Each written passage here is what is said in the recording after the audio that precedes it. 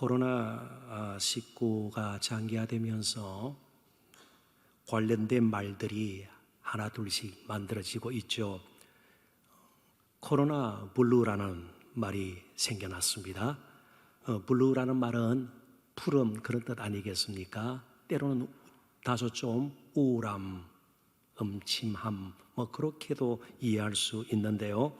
코로나 블루, 이 코로나 때문에 많이 기분이 우울해지고 때로는 침체가 되고 그런 경우들을 일컬어서 코로나 블루라고 그랬습니다. 그리고 이어서 또 나온 말이 이번에는 코로나 레드, 불금이란 뜻입니다. 그러니까 이전 같으면 이 정도의 일 그냥 잘 견디고 넘어갔을 텐데 이 정도 문제에 별 화를 내지 않더라도 분노하지 않더라도 잘 극복했을 텐데 요즘 조그마한 일에도 짜증을 내고 막 화가 치밀고 분노가 폭발하는 것입니다. 이 코로나19와 관련된 것이죠. 그래서 코로나 레드, 분노 그런 뜻입니다. 그런데 최근에 코로나 블랙이라는 말이 또 나왔습니다. 블랙은 검정입니다. 캄캄하지요. 내년에 어떻게 될지 몰라요. 그죠? 좀 종식되었으면 좋겠습니다만은 이 마스크를 언제쯤 좀 마음껏 벗고 그렇게 살아갈 수 있을지, 이렇게 거리두기를 하지 않더라도 이전처럼 마음껏 찬양하고 함께 하나님 앞에 부르짖고 부둥켜 안고 참 그런 날이 언제 올지 모르는, 그래서 코로나 블랙은 절망을 뜻합니다. 우울, 분노 그리고 절망이죠. 그렇다면 이런 절망의 시대에 우리에게 가장 필요할 것이 무엇일까? 저는 일제시대도 한번 돌아갔으면 하는 바람이 있습니다. 일제 식민지 하에서 참 우리나라 사람들이 암담하지 않았겠어요. 답답했을 것입니다. 그런데 그 가운데 1936년 9명의 작가들과 또 글을 쓰는 사람들, 시인들이 특별히 거기에는 이효석, 메밀꽃 필 무렵 지은분이 아닙니까? 정지용 시인 등 9명이 구인회라는 것을 조직을 하고 동인지 그들의 글들을, 작품들을 함께 모아서 실는 시와 소설이라는 책을 발간하게 되었습니다. 그리고 이 발간점에서 일종의 발간사죠. 또 이상 시인이라는 분이 글을 쓰게 되었는데 글 가운데 한 문장을 여러분들에게 소개를 하겠습니다. 절망이 기교를 낳고 기교 때문에 또 절망한다. 그 암울했던 일제치하의 절망의 시대에 기교를 부려서는 안 되고 순수함을 유지하자.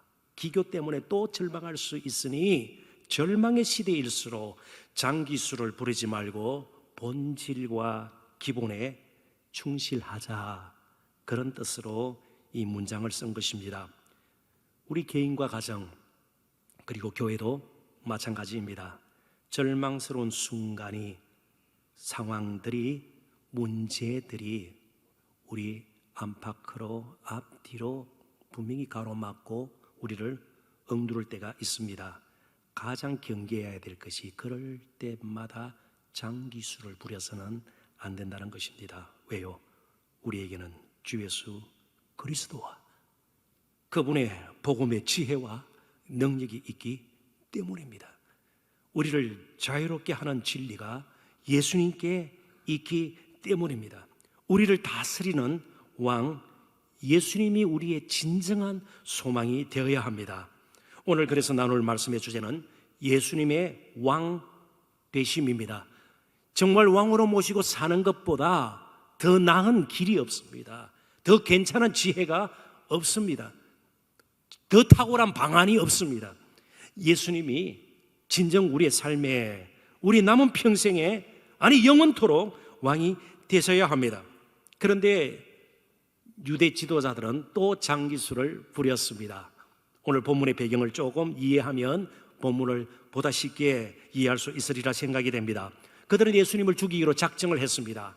죄목을 찾다가 발견을 했죠. 물론 조작해서 만든 것입니다. 예수님은 그러실 분이 아닙니다.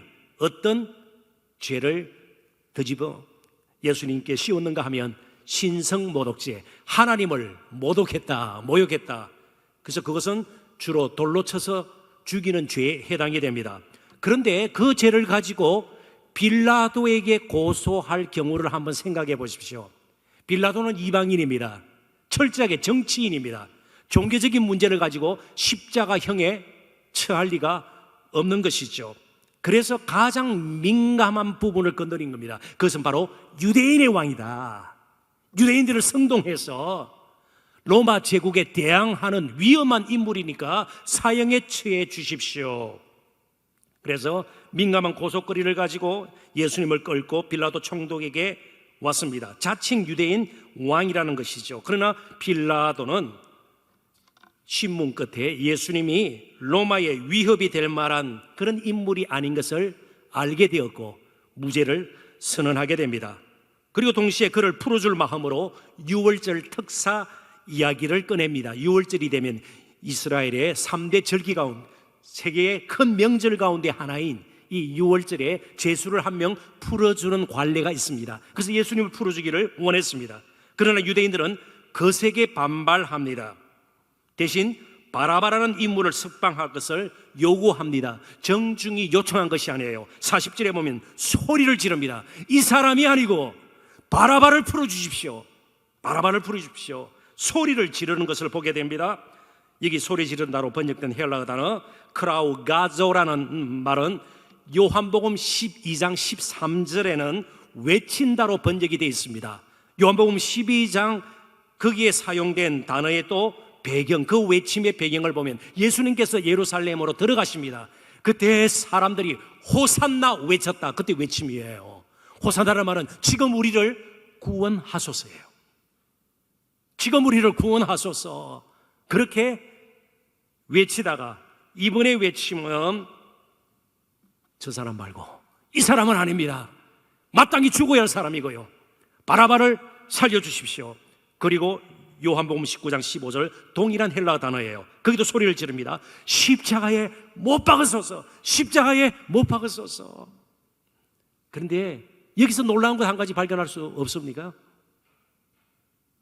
사람들이 그렇게 모든 걸 뒤틀어 놓았습니다. 십자가에 못 박혀 예수님은 죽게 되었습니다. 바라바가 풀려나고요. 실제로 처형을 당하십니다. 근데 지금 우리를 구원하소서. 그런데 바로 그것이 하나님께서 준비해 놓으셨던 구원의 길이었습니다. 예수님이 우리의 왕이 되셔야 합니다. 우리의 지혜, 우리의 지식, 우리가 계획하는 것, 여기에 우리의 모든 것을 걸어서는 안 된다는 것입니다. 이런 악한 사람들의 외침 가운데서도 신실하신 하나님의 구원의 뜻은 이루어지는 것을 보게 됩니다. 코로나19의 암담한 절망적인 현실 가운데서도 하나님은 하나님께서 원하시는 일을 행하고 계십니다. 하나님의 시간이 있을 것입니다. 하나님께서 이루시고자 하는 뜻이 분명히 있을 것입니다. 하나님이 신실하셔서 결코 우리를 선한 마지막 결과로 우리를 이끌게 될 것입니다. 그래서 오늘 우리의 할 일은 어찌 되었든 아무리 힘들고 어려워도 예수님을 우리의 진정한 왕으로 삼는 것입니다. 그래서 오늘 예수님의 왕 되심을 몇 가지 작은 주제를 가지고 좀 살펴보았으면 좋겠습니다. 첫 번째는 빌라도의 질문입니다. 빌라도의 질문. 빌라도는 여러 번 질문을 하게 됩니다. 조금 깁니다만 33절부터 38절을 제가 빨리 읽어보도록 하겠습니다. 이에 빌라도가 다시 광정에 들어가 예수를 불러 이르되 네가 유대인의 왕이냐? 예수께서 대답하시되 이는 네가 스스로 하는 말이냐? 네가 정말 나를 유대인의 왕으로 생각하느냐? 다른 사람들이 나에 대하여 내게 한 말이냐? 빌라도가 아주 짜증 섞인 대답을 합니다. 내가 유대인이냐? 날 끼워 넣지 말라는 겁니다. 날 개입시키지 말라. 너희들끼리 문제를 가지고 나한테 와가지고 빨리 나는 귀찮으니까 성가시니까 빨리 판결을 내리고 싶다. 그런 마음이죠. 내 나라 사람과 내 대제사장들이 너를 내게 넘겼으니 내가 무엇을 하였느냐? 새벽부터 재판이 열리고 빌라도도 귀찮았습니다. 예수께서 대답하시되 내 나라는 이 세상에 속한 것이 아니니라. 만일 내 나라가 이 세상에 속한 것이었더라면 내 종들이 싸워 나로 유대인들에게 넘겨지지 않게 하였으리라. 이제 내 나라는 여기에 속한 것이 아니니라. 빌라도가 이르되 그러면 내가 왕이 아니냐? 예수께서 대답하시되 내 말과 같이 내가 왕이니라. 엄청난 말을 예수님이 하셨습니다. 내가 이를 위하여 태어났으며 이를 위하여 세상에 왔나니 곧 진리에 대하여 증언하려 함이로라. 무릇 진리에 속한 자는 내 음성을 듣느니라 하신대 빌라도가 이르되 진리가 무엇이냐 하더라. 이 말을 하고 다시 유대인들에 나가서 이르되 나는 그에게서 아무 죄도 찾지 못하였노라. 빌라도는 예수님을 향해서 네 가지의 질문을 하게 됩니다. 33절에 내가 유대인의 왕이냐? 35절에 내가 무엇을 하였느냐? 37절에 내가 왕이 아니냐? 38절에 진리가 무엇이냐? 많은 질문을 했지만 인생의 근본적인 문제의 답을 예수님으로부터 얻을 수는 없었습니다. 유대의 지도자들과 마찬가지로 빌라도의 관심 역시 예수님보다는 자신의 정치적 입지가 분명했기 때문입니다. 지금 빌라도는 할 수 없이 내키지 않는 가운데 예수님을 신문하고 있습니다. 그런 까닭에 예수님에 대해서 더 깊이 알 필요가 없었습니다. 더욱이 빌라도의 눈에는 소위 유대인의 왕이라는 사람이 너무나도 볼품없고 초라하게 보였습니다. 몇 명이 따르던 뭔가 지도자다운 면모가 있어야 되는데 그런 것을 찾아볼 수가 없었던 겁니다. 그래서 유대인의 왕, 굉장히 심각한 명칭임에도 불구하고 최소한 이 사람은 아니다. 강인함도 찾을 수가 없었습니다. 그의 옷차림을 한번 생각해 보십시오. 예수님께서 무슨 옷을 걸치고 있었을까요? 밤새 겟세마네 동산에서 정말 땀방울이 핏방울이 떼도록 그렇게 간절히 기도하셨고요, 밤을 지새웠습니다. 대제사장 안나스와 가야바의 집에서 신문을 당하시고요, 지칠 대로 지친 정말 몰골이 형편없는 그런 가운데에 빌라도의 법정에 선 것입니다. 실제로 유대 총독이었던 이 빌라도는 로마 치하에 있는 여러 속국들의 왕들이나 귀인들을 만나 보았을 것입니다. 그런데 유대인의 왕이라는 이런 사람은 처음 보았습니다. 도저히 왕이 아니었습니다. 따라서 내가 유대인의 왕이냐? 이 질문은 사실 확인을 위한 질문이라기보다는 경멸조의 질문으로 이해하는 것이 오히려 나을 것입니다. 그런데 그 입에서 나오는 말들은 그 어느 로마의 철학자, 사상가, 그리고 시인들의 말과는 달랐습니다. 전혀 모습과는 달리 뭔가 품위가 있고 격이 다른 말이었습니다. 이해할 수 없는 말일 수도 있는 것이죠. 그리고 빌라도는 예수님이 로마의 위협이 될 만한 인물은 결코 아니다 판단하고 무죄 선언을 하게 됩니다. 이게 빌라도 질문의 끝입니다. 그 다음 질문은 우리가 만들어야 합니다. 이방인인 전혀 구약의 예언이라든지 구약의 율법이라든지 거기에 대해서는 조금치도 알지를 못하는 빌라도가 예수님을 보고 죄인이 아니다, 죄 없다고 선언을 했습니다. 그렇다면 죄 없으신 그분이 왜 그 초라한 모습으로, 정말 볼품없는 모습으로 그렇게 끌려오셔서 십자가를 지셔야 하는가요? 우리의 질문은 바로 이것입니다. 누구의 죄 때문입니까? 잘 차려 이번 굉장히 스스로 똑똑하고 생각하는, 내 힘으로 내 인생 충분히 잘 살 수 있다고 생각하는, 괜찮아 보이는 저와 여러분의 죄를 대신 담당하기 위해서 그분은 그렇게 가련한 모습으로, 약한 모습으로 하나님의 아들이시었지만 그렇게 끌려오시고 십자가 지셔야만 했습니다. 우리의 질문은 이것입니다. 누구의 그러면 죄 때문인가? 빌라도의 질문은 여기서 멈추었습니다. 그리고 유대 총독이라는 자신의 신분, 오히려 더 원하는 것은 더 나은 자리였을 것입니다. 그 말썽 많고 귀찮은 유대 총독의 자리가 아니라 더 나은 자리, 더 높은 자리, 그것이 그의 관심이었고 자신의 죄를 정말 지시고 십자가에 못 박힐 예수님에 대해서는 더 이상 관심이 없었습니다. 진리가 무엇이냐? 물론 질문했습니다. 신약학자 D.A. 칼슨은 이 질문 역시 냉소적인 질문이었다고 해석을 했습니다. 진리에 대한 정말 깊은 관심이나 구도자의 갈망이 그에게 있었던 것이 아니라는 것입니다. 진리에 대해서 듣는 것을 빌라도는 전혀 원치 않았다는 것입니다. 우리는 빌라도의 질문을 통해서 이 세상이 예수님을 어떻게 대하고 있는가를 보게 됩니다. 많은 말들을 합니다. 그렇지만 예수님을 진정한 인생의 답으로는 찾지 않습니다.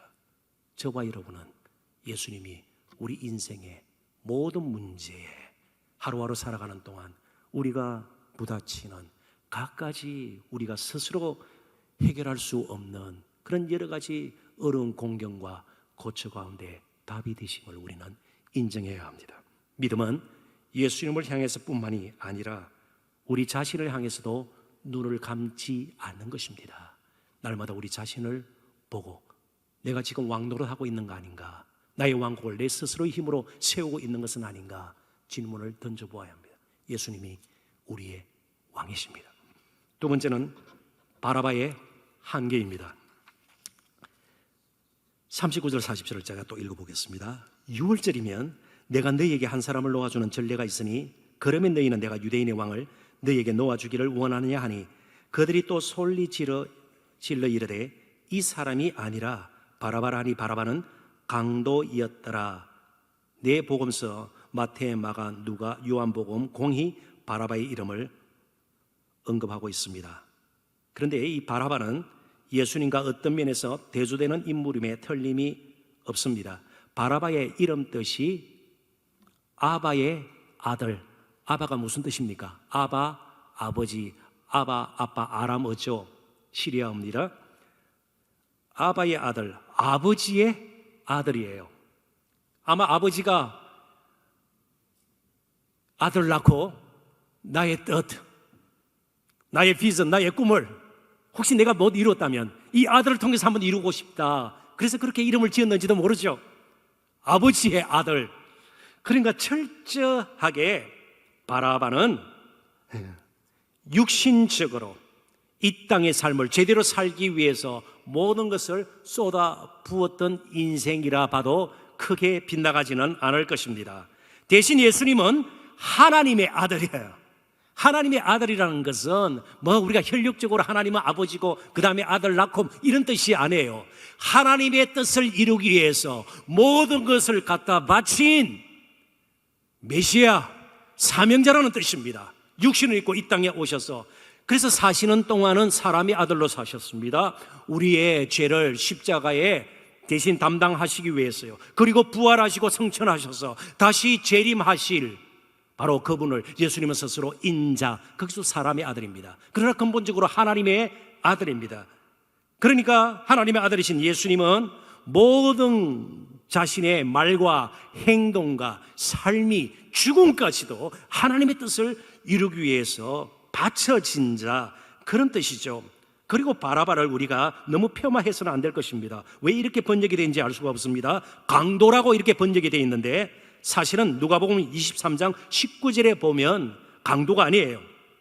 그를 이렇게 묘사하고 있습니다. 이 바라바는 성중에서 일어난 밀랑과 로마를 대항해서 일어난 소요, 시위, 반란, 그런 뜻입니다. 살인으로 말미암아 옥에 갇힌 자라. 로마에 대해서 반란을 일으켰기 때문에 그는 십자가형에 분명히 처하게 되는 것입니다. 예수님 당시에 로마의 무력으로 대항하는 사람들이 종종 있어 왔습니다. 예수님의 제자 중에 시몬이라는 이름을 가진 제자가 열심당원으로 이렇게 붙어 있습니다. 별칭이 열심당원, 젤라시라는 말은 바로 무력으로 봉기해서 이스라엘을 로마 제국의 압제에서 빼내서 독립을 쟁취하자. 예수님의 제자 가운데도 그런 사람이 있었는데 바라바는 대표적으로 그런 무리 중에 한 사람이었습니다. 무장폭동에 가담하고 사람까지 죽였던 사람입니다. 그러니까 유대 총독 빌라도의 눈에는 바라바가 폭도 중에 한 사람이고 테러범이었습니다. 그러나 유대인들의 눈에는 그가 이스라엘의 국군을 되찾기 위해 자신의 생명까지 바쳤던 투사였습니다. 우리나라 독립투사들을 열사라 부르기도 하지 않습니까? 그런 정도로 이해해도 크게 빗나가지 않을 것입니다. 그러니까 바라바는 사람의 힘으로, 자신의 열정으로, 자신의 열심으로 나라 사랑하는 그 마음을 가지고 이 세상 왕국을 세우겠다는 자들의 대표라고 볼 수가 있습니다. 그러나 더 힘센 자가 나타나면 피할 수밖에 없는 것이 바라바식의 왕국 건설이 가진 한계입니다. 그게 바라바의 한계입니다. 로마 제국을 엎을 수가 없었습니다. 그래서 십자가형을 받기 위해서 죽음을 기다리고 있는 옥에 갇힌 죄수에 불과했습니다. 이 세상이 바로 바라바식의 왕국 건설을 위해서 모든 것을 바친 것처럼 사는 사람들로 가득합니다. 심한 경쟁 구도 가운데 저희들은 살고 있습니다. 재력, 학력, 권력, 군사력, 나라끼리, 집단끼리, 사람끼리, 이 모든 것이 힘의 논리에 따라 움직이는 이 세상 가운데 하나님의 나라는 어떤가요? 36절을 보십시오. 예수께서 대답하시되 내 나라는 이 세상에 속한 것이 아니니라. 만일 내 나라가 이 세상에 속한 것이었더라면 내 종들이 싸워 나로 유대인들에게 넘겨지지 않게 하였으리라. 이제 내 나라는 여기에 속한 것이 아니니라. 예수님이 왕이 되시는 하나님의 나라는 바라바식으로 그리고 로마 제국처럼 세워지거나 유지되거나 그리고 왕성되는 나라가 아님을 말씀하고 있습니다. 힘의 논리가 우리의 삶을 지배하게 되면요, 힘 없는 자, 못 배운 자, 가난한 자, 병든 자들은 항상 관심받게 될 것입니다. 그러나 예수님은 오히려 힘 없는 자, 병든 자, 사람들에게 소외된 자, 배운 것이 별로 없는 자, 과거의 문제로 심하게 앓고 있는 자들 곁에서 하나님의 나라가 임했음을 보여주었습니다. 하나님의 나라는 가시적인 영토나 군대 혹은 싼 엄청난 규모의 성과 화려한 왕궁 같은 것으로 이해할 수 있는 나라가 결코 아닙니다. 예수님의 은혜와 진리가 임하고 함께하는 바로 그 통치가 이루어지는 곳이 하나님의 나라입니다. 누가복음 17장 20절 21절 율법에 능통했던 바리새인들조차 하나님의 나라에 대해서 온전한 지식을 가지고 있지 못했던 것이 분명합니다.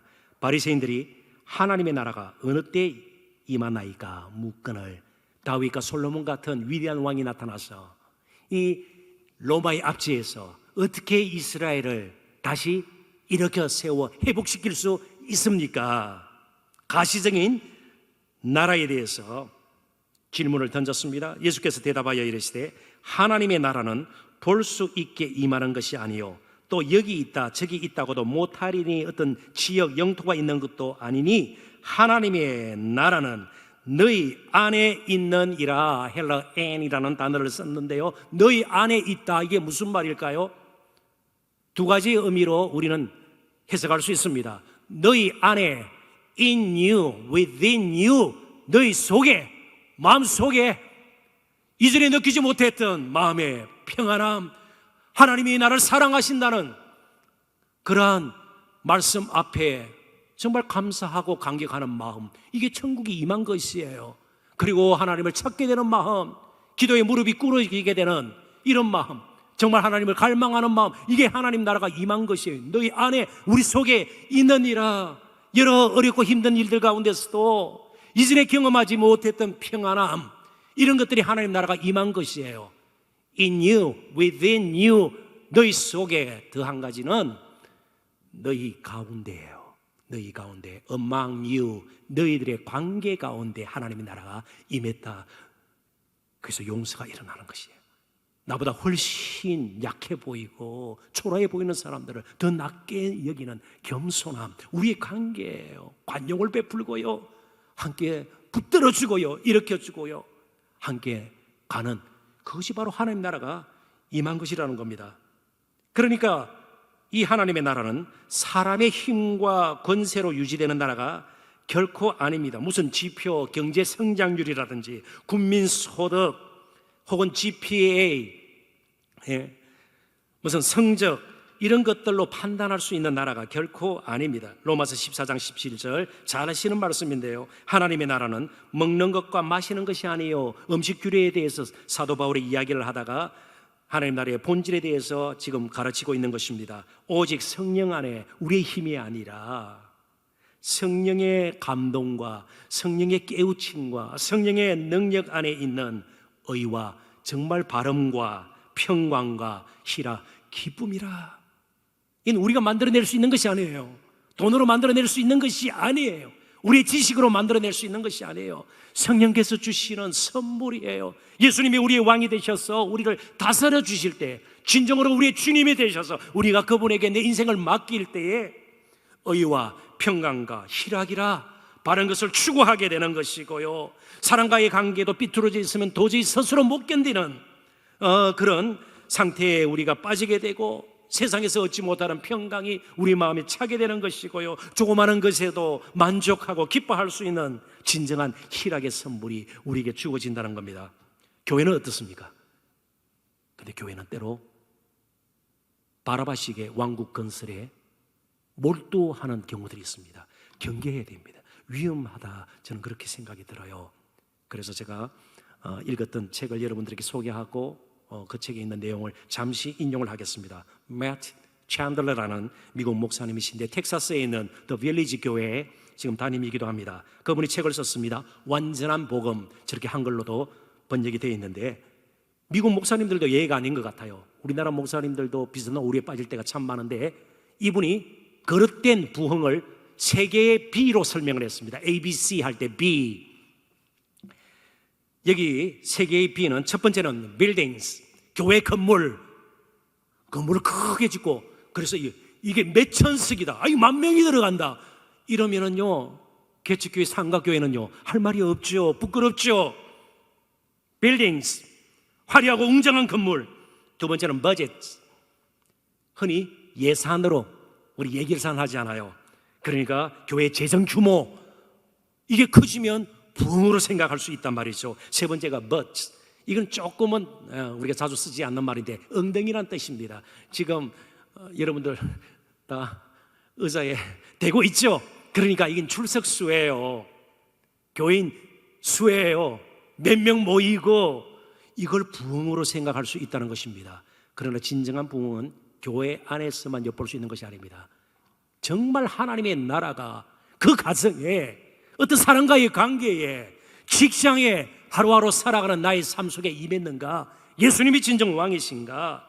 우리는 보아야 한다는 겁니다. 하나님의 나라는 이스라엘 백성들이 광야 생활할 때도 임했습니다. 정말 아무것도 없는 환령한 그곳에도 쉐키나, 하나님 임재의 영광이에요. 불기둥과 구름 기둥이 함께 했고요, 하나님의 영광이 정말 피어올랐던 것을 우리는 보게 됩니다. 때로는 혹독한 환란이 이어졌던 로마 시대, 정말 세상적으로 볼 때는 너무나도 참혹한 곳, 시체를 두는 지하 감옥 카타콤에도 하나님의 나라는 임했습니다. 거기 찬송이 있었고, 정말 기도가 있었고, 하나님의 말씀의 선포가 있었고, 하나님 나라는 임했던 것입니다. 세상 나라는 어떻습니까? 늘 그런 것은 아니지만, 위대한 왕이 죽으면 그 왕조가 끝이 나버리거나 그 나라가 쇠하는 경우들이 있습니다. 그러나 하나님의 나라는 왕의 죽으심으로 말미암아 세워진 나라입니다. 저와 여러분이 이제는 하나님의 나라가 된 것입니다. 그래서 그 죽으신 왕을 모시고 사는 가운데 그 죽으신 왕을 일으켰던 부활의 능력이 저와 여러분과 함께 할 것입니다. 십자가 지신 그분이 우리의 왕이십니다. 그래서 그분은 애당초 천국은 마치 누룩과 기사시처럼 처음에는 작고 미미해 보인다고 말씀하셨습니다. 예수님도 그러셨습니다. 그러나 부활의 능력이 함께 임하고 성령이 충만한 가운데 세상을 흔들어 놓는 놀라운 일들을 이제 우리 믿음의 선진들은 그렇게 감당할 수가 있었습니다. 그분 주위에 모인 보잘것없는 그 분들이 하나님 나라였습니다. 오늘 저희들이 많이 지쳐 있습니다. 많이 아픕니다. 고달픕니다. 힘듭니다. 마음이 때로 무너질 때가 있습니다. 그러나 예수님의 왕이 되시면, 왕으로 진정 모시고 살면 우리는 진정한 부흥을 경험할 수 있을 겁니다. 우리 가정이 달라질 것이고요, 우리 교회가 달라질 것입니다. 하나님은 스스로 강하다고 생각하는 자들보다 약하더라도 하나님을 진정으로 의지하고 순종하는 자들을 통해서 하나님의 나라를 더 힘있게 세워가십니다. 마지막, 그렇다면 이제 남은 평생 우리가 해야 할 일이 무엇일까요? 예수님의 통치를 받는 겁니다. 의도적으로 받아야 합니다. 의도적으로 받아야 합니다. 예수님, 나를 다스려 주십시오. 예수님께 내 인생을 맡깁니다. 수고와 무거운 짐을 내려놓습니다. 예수님, 나를 만져주시고요, 나를 변화시켜 주십시오. 예수님 닮기를 원합니다. 의도적으로 예수님의 통치를 받아야 합니다. 37절 다 같이 읽어보도록 하십시다. 빌라도가 이르되 그러면 내가 왕이 아니냐? 예수께서 대답하시되 내 말과 같이 내가 왕이니라. 내가 이를 위하여 태어났으며 이를 위하여 세상에 왔나니 곧 진리에 대하여 증언하려 함이로라. 무릇 진리에 속한 자는 내 음성을 듣느니라 하신대. 아멘. 아마 빌라도는 이해를 못했을 것입니다. 그런데 예수님의 말씀을 정리하면 이것입니다. 하나님 나라의 백성이라면, 예수님을 왕으로 삼고 사는 자의 삶이라면 최소한, 오늘 본문에만 국한시켰어요, 최소한 진리의 음성을 듣고 살아야 된다는 것입니다. 물론 예수님께서 진리가 무엇인가 구체적으로 말씀하고 있지 않습니다. 그런데 요한복음에 보면 진리는 대체로 예수님 자신, 그리고 예수님의 가르침과 구원사역, 구원사역도 진리입니다. 왜요? 사람의 것이 섞이지 않았으니까요. 전적으로 하나님의 은혜로 된 것입니다. 처음부터 끝까지 은혜예요. 우리가 조금 도와주거나 뭔가 좀 동참을 했거나 전혀 그렇지가 않습니다. 하나님의 말씀도 진리입니다. 복음의 진리라는 말도 사용하고 있습니다. 자, 그렇다면 교회의 본질이 무엇입니까? 하나님 나라의 가시적인, 가장 그래도 근접한 그런 곳이 교회입니다. 그렇다면 우리가 가장 힘써서 해야 할 일이 무엇입니까? 진리의 말씀을 듣고 따르는 것이에요. 많은 일보다 진리의 말씀을 듣고 정말 예수님을 왕으로 삼고 그 앞에 함께 무릎을 꿇고 두 손으로 하나님을 찬양하고 어린 양 예수 그리스도께 영광과 존귀와 찬양과 감사의 고백을 드리는 것입니다. 이게 계속 반복이 되어야 합니다. 이제 말씀을 맺으려고 합니다. 이제부터 그렇다면 진정으로 예수님을 왕으로 삼고 그의 통치를 받는다면 진리와 관련해서 저는 이렇게 마지막 권고를 드리고 싶습니다. 세상의 원리는요, 무엇을 하든 공부를 하든 직장을 구하든 어떤 식으로 모이든 유불리를 따지게 돼요. 나한테 불리한 것은 가급적 피하려고 하고요, 유리한 것에 더 집착하게 되고요, 유불리를 따지게 됩니다. 이제부터는 나에게 무엇이 유불리인가를 따지지 마시고 내가 진리의 음성을 듣고 진리를 따르는 자인가를 점검해 보셔야 합니다. 그게 바로 십자가의 길이죠. 내가 값을 치르더라도, 내가 낮아지더라도, 내가 손해를 보더라도, 심지어 내가 상처를 입더라도 유불리가 아닌 진리편에서는 저와 여러분 되시기를 주님의 이름으로 축원합니다. 그러면 부활의 능력이 우리에게 임하며 이 세상이 정말 의와 평강과 희락으로 가득 찬 이 절망의 시대에 우리에게 빛된 미래가 활짝 열리리라 믿습니다. 기도하겠습니다.